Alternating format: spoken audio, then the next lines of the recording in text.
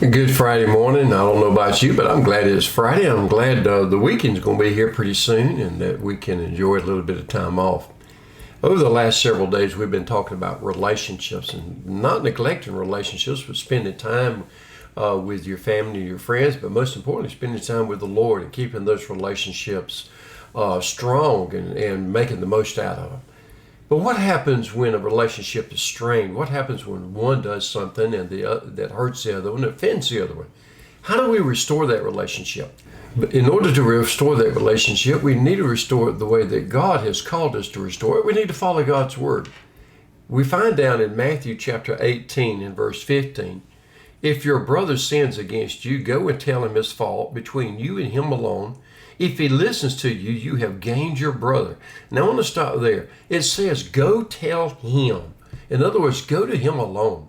Don't go out and tell others about it, and don't go and spread it here, spread it there. I've seen people post it on Facebook and Instagram.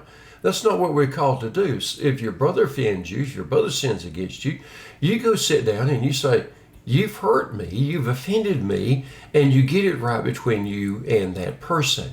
But notice what else he says.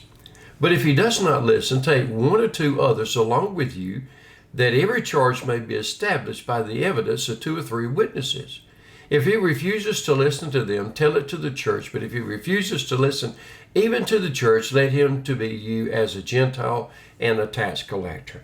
In other words, you take the opportunity to repair the relationship, that you go to him by yourself, and if that doesn't work, then you take a couple of witnesses and you go back and you sit down and you talk to him again. And you get that relationship restored. Relationships are important. And the Lord is telling us how to restore that relationship. That's why we go, first of all, just by ourselves.